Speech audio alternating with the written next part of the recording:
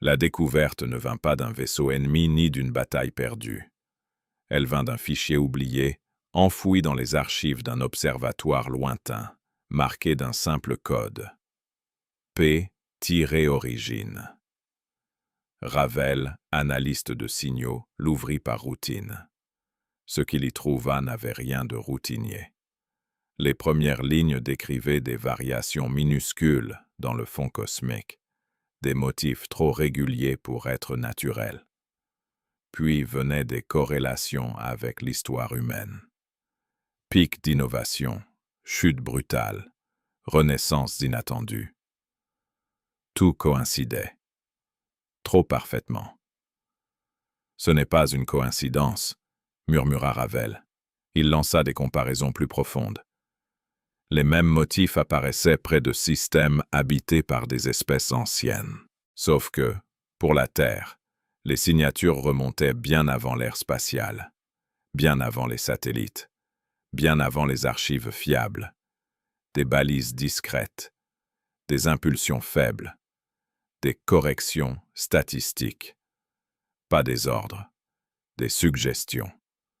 Quand il montra les résultats à son équipe, personne ne parla pendant plusieurs secondes. Puis un technicien posa la question que tous évitaient. « Tu dis que quelqu'un nous guide depuis le début ?» Ravel ne répondit pas tout de suite. Il fit défiler une série de graphiques, courbes de développement, bifurcations évitées, crises amorties juste assez pour forcer des choix. Pas guidé, orienté. Comme on incline une pente pour que l'eau coule du bon côté. Ils appelèrent ça le jardin. Un réseau invisible de micro-interventions, suffisamment faible pour passer pour du hasard, suffisamment constante pour façonner des générations. Pas de message clair, pas de voix dans le ciel, seulement des probabilités qui penchent toujours dans la même direction. Un autre analyste trouva pire. Certaines impulsions semblaient calibrées pour l'enfance, pas sur des individus, sur des sociétés entières. Des périodes où l'apprentissage collectif était le plus malléable. Des moments où une culture choisit ce qu'elle devient. On n'a pas été conquis, dit-il. On a été élevé. La nouvelle fut classifiée, puis reclassifiée, puis elle s'échappa quand même. Trop de systèmes, trop de copies, trop de gens pour garder un secret de cette taille. Les réseaux se remplirent de débats, de déni, de calculs refaits. Les mêmes mots revenaient, manipulation, intention, but. Ravel relut la conclusion du fichier P-origine. Stabilité obtenue par nudges successifs. Résilience observée. Autonomie encore incomplète. Encore, répéta-t-il. Ils cherchèrent la source. Ils trouvèrent des zones muettes, des vides d'observation, des angles morts soigneusement entretenus. Pas une base, pas une flotte. Une méthode. Un message standard fut préparé, puis effacé. À la place, on lança une simple expérience. Modifier volontairement une trajectoire de recherche clé, à contre-courant des recommandations naturelles. Les modèles prédirent un échec. Le projet réussit quand même. Un frisson parcourut l'équipe. Soit il se trompe, dit quelqu'un. Soit on vient de sortir du couloir. Ravel regarda la carte des impulsions s'affaiblir, juste un peu, comme si un regard s'était détourné. S'ils nous ont appris à marcher en tenant le guidon, dit-il, il est temps de lâcher les mains. Dehors, rien ne changea. Les étoiles restèrent les mêmes. Mais, pour la première fois, l'humanité comprit que son histoire n'était peut-être pas seulement la sienne, et qu'une enfance dirigée n'empêche pas un choix adulte. Elle le rend juste plus difficile et plus nécessaire. La publication partielle du dossier P-origine transforma le doute en variable politique. Pas une panique, une fissure. Les institutions demandèrent des preuves supplémentaires. Les réseaux demandèrent des noms. Les scientifiques demandèrent des protocoles. Personne ne demanda si c'était confortable. La question n'avait plus de sens. Ravel fut intégré à une cellule d'analyse élargie. Leur mission n'était pas de trouver les aliens, mais de mesurer l'influence. Où, quand, comment. Ils commencèrent par les périodes clés, révolutions techniques, effondrements évités de justesse, renaissance improbable. À chaque fois, une signature faible apparaissait quelques années avant, comme un vent discret qui prépare la direction d'un feu. Ce n'est pas du contrôle direct, dit une statisticienne. C'est de la pédagogie par l'environnement. Ils découvrirent que certaines voies de recherche avaient été subtilement favorisées, d'autres rendues coûteuses sans être interdites. Des ressources semblaient apparaître au bon moment. Des échecs semblaient se produire juste assez tôt pour forcer des corrections. Ils ne nous disent pas quoi faire, résuma Ravel. Ils rendent certaines choses plus faciles à apprendre que d'autres. Un débat surgit. Si l'humanité avait été élevée, avait-elle jamais été libre? La cellule refusa la question, au moins temporairement. On ne mesure pas une liberté abstraite. On mesure des écarts. Ils conçurent alors un test, choisirent 3 programmes majeurs et inverser leurs priorités malgré toutes les recommandations issues des modèles historiques. Pas pour provoquer, pour observer la réaction du jardin. Les résultats furent troublants. Les probabilités prévues cessèrent d'être fiables. Des goulots d'étranglement apparurent là où il n'y en avait pas. Puis, après quelques semaines, des opportunités imprévues s'ouvrirent. Comme si le système d'influence hésitait, recalculait, cherchait un nouveau point d'appui. Ce n'est pas une cage, dit un ingénieur. C'est un rail qu'on peut quitter, mais pas sans secousse. Dans les archives, ils trouvèrent une note plus ancienne encore que P-Origine, classée par une équipe disparue. Hypothèse des tuteurs silencieux. Elle décrivait une civilisation qui n'optimise pas pour la domination, mais pour la continuité d'une espèce jeune, quitte à la priver de ses détours les plus risqués. On nous a appris à éviter les falaises, murmura Ravel. Pas à voler. Les gouvernements exigèrent un message à envoyer. La cellule refusa encore. Parler, c'était accepter le cadre. Il voulait d'abord mesurer ce qui se passe quand on ne suit plus la pente. Une seconde vague de décisions, à contre-rail, fut lancée. Plus large, plus visible. Cette fois, certaines chaînes logistiques se désaccordèrent. Des projets prirent du retard. Puis d'autres avancèrent trop vite. Le monde sembla maladroit, comme quelqu'un qui apprend à marcher sans roulette. Les capteurs du fond cosmique montrèrent alors quelque chose de nouveau. Des micro-corrections qui ne s'appliquaient plus partout. Des zones d'ombre où l'influence était faible. Ils ne nous perdent pas, dit la statisticienne. Ils nous redistribuent. Ravel ferma les yeux un instant. Ou ils nous testent sans les mains. La question n'était plus sommes-nous manipulés? Elle devenait plus dangereuse. Que se passe-t-il quand on refuse d'être facile à guider? La redistribution de l'influence ne tarda pas à laisser des traces visibles. Là où les anciennes projections donnaient des corridors clairs, les nouvelles cartes affichaient des nuages d'options instables. Les équipes appelaient ça le brouillard pédagogique. Ravel préférait un autre terme, l'espace de choix. Ils intensifièrent les décisions hors rail, pas par défi, mais pour apprendre la géographie de ce brouillard. Les résultats étaient inégaux. Certains projets échouaient vite, comme s'ils avaient perdu un soutien invisible. D'autres prospéraient au-delà des attentes, nourris par des combinaisons que les anciens modèles n'avaient jamais envisagées. On dirait un jeu qui enlève ses tutoriels, dit un ingénieur. Les premières minutes sont plus dures, mais on découvre des raccourcis. Une équipe de cosmologie détecta alors une signature nouvelle, distincte du jardin. une modulation lente, rare, comme un battement de paupières dans le fond des données. Pas une intervention. Une observation active. Il regarde comment on trébuche, conclut la statisticienne. Les débats revinrent, plus tranchants. Certains proposaient de coopérer, d'envoyer un message clair. Nous avons compris. Continuer. D'autres voulaient l'inverse, saturer l'espace de bruit décisionnel pour devenir illisible. La cellule choisit une troisième voie. Prouver la diversité. Ils lancèrent des programmes contradictoires par design. Pas pour gaspiller, mais pour cartographier les réactions du système d'influence. Quand une voie devenait soudain plus coûteuse, une autre s'ouvrait ailleurs, sans symétrie.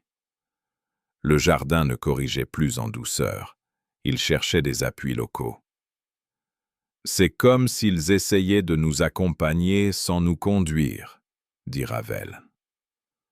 Mais ils n'ont jamais appris à lâcher complètement. Une découverte changea l'équilibre du débat. En superposant les signatures anciennes, ils trouvèrent des zones d'enfance culturelles, période où l'influence était plus dense, comme si les tuteurs silencieux privilégiaient l'apprentissage collectif plutôt que l'efficacité immédiate. Pas pour créer des résultats précis, pour former des habitudes. On ne nous a pas écrit des réponses, murmura Ravel. On nous a appris quelles questions poser. La phrase fit le tour des réseaux. Ils décidèrent alors d'un test risqué. Exposer publiquement une carte simplifiée du jardin et annoncer une série de décisions qui la contredisaient ouvertement. Pas pour provoquer. Pour voir si l'influence réagirait comme à un élève qui regarde enfin le tableau. Les semaines suivantes furent chaotiques. Les marchés s'ajustèrent mal. Des chaînes de recherche durent improviser. Puis quelque chose de plus profond se produisit. Des collaborations improbables apparurent. Des solutions bricolées comblèrent des vides. Et certaines corrections invisibles cessèrent simplement d'arriver. Les capteurs montrèrent une baisse nette de la modulation lente. L'observation se faisait plus distante. « Il recule », dit la statisticienne, pas par défaite, par méthode. Ravel regarda les nouvelles cartes, pleines d'embranchements. « Alors c'est à nous d'apprendre l'autre moitié. Pas comment éviter les falaises. Comment choisir quand il n'y a plus de rails. La question n'était plus qui nous a élevés. Elle devenait « qu'allons-nous faire quand personne ne tient plus le guidon et que la route n'est plus dessinée à l'avance ?» L'absence progressive de correction transforma l'espace de choix en terrain d'essai. Les systèmes qui avaient longtemps avancé sur des rails invisibles durent réapprendre l'équilibre. Certains secteurs réclamèrent le retour d'un cadre. D'autres y virent enfin une respiration. Ravel participa à une mission d'observation vers l'une des zones muettes, là où le jardin semblait n'avoir jamais pris racine. Pas de balises subtiles, pas de biais mesurables. Juste des résultats bruts, parfois brillants, parfois désastreux. « C'est ici qu'on voit ce qu'on vaut sans béquille », dit le pilote. Ils comparèrent les trajectoires. Dans les zones autrefois guidées, les systèmes se montraient prudents, efficaces, mais fragiles aux surprises. Dans les zones muettes, les échecs étaient plus fréquents, mais les récupérations plus créatives. Deux styles d'apprentissage. Aucun n'était supérieur. Ils étaient complémentaires. Une proposition inattendue émergea. Ne pas éradiquer le jardin s'il existait encore, mais le dépasser. Utiliser ce qu'il avait enseigné sans lui rendre le gouvernail. Transformer la pédagogie invisible en culture explicite. On n'a pas besoin d'un tuteur silencieux si on devient nos propres tuteurs, résuma la statisticienne. Pour tester l'idée, ils mirent en place des défis ouverts, des problèmes publiquement formulés, avec des solutions multiples encouragées, même incompatibles. Le but n'était pas l'optimisation immédiate, C'était la robustesse par diversité. Les résultats furent lents, puis étonnamment stables. Les capteurs enregistrèrent un autre changement. La modulation lente, quand elle apparaissait encore, ne cherchait plus à corriger. Elle observait les effets secondaires, comme si l'observateur évaluait une classe qui travaille sans aide. Un message fut enfin envisagé. Pas une demande, pas un reproche. Une déclaration simple. Nous continuons, sans rail, avec ce que vous nous avez appris et ce que vous n'avez jamais pu nous apprendre. La cellule hésita. Puis elle envoya une version non signée, noyée dans le bruit cosmique. Pas pour être lue, pour être possible. Les semaines passèrent. Rien ne répondit. Mais certaines anciennes zones d'influence se délitèrent, comme des ombres au soleil. Les décisions humaines cessèrent d'anticiper un cadre invisible. Elles commencèrent à anticiper leurs propres erreurs. Ravel nota une phrase dans son journal. L'enfance dirigée ne disparaît pas. Elle devient mémoire. Et une mémoire peut servir sans commander. La question n'était plus celle de la manipulation. Elle devenait celle de la responsabilité. Quand personne ne penche la pente, chaque pas pèse davantage. Et c'était peut-être la définition la plus simple de l'âge adulte pour une espèce. La réponse ne vint pas sous forme de mots. Elle vint sous forme d'absence. Les anciennes signatures du jardin cessèrent presque partout, comme si un système entier avait été mis en veille. Les capteurs ne détectaient plus que le bruit naturel et parfois la modulation lente, désormais rare, lointaine, prudente. L'observation sans la main. Les conséquences furent immédiates et lentes à la fois. Immédiates, parce que certains projets perdaient leurs amortisseurs invisibles et trébuchaient. Lentes, parce que d'autres prenaient des chemins imprévus, consolidaient des solutions par itération et découvraient des équilibres que personne n'avait planifiés. On n'appelait plus ça des corrections. On parlait de rattrapage. Ravel participa à la rédaction d'un cadre nouveau, volontairement incomplet. Pas un plan maître. Une charte de pratique. Documenter les erreurs, multiplier les voies, préserver la redondance, et ne jamais confondre vitesse et compréhension. On remplace les rails par des garde-fous, dit-il, et on accepte de regarder par-dessus. Les débats publics cessèrent d'opposer, guidés et libres. La distinction n'aidait plus. On parlait désormais de responsabilité distribuée.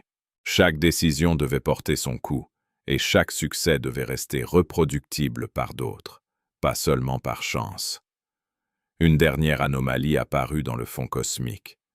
Un motif faible, unique, puis plus rien. Pas un adieu. Pas une signature.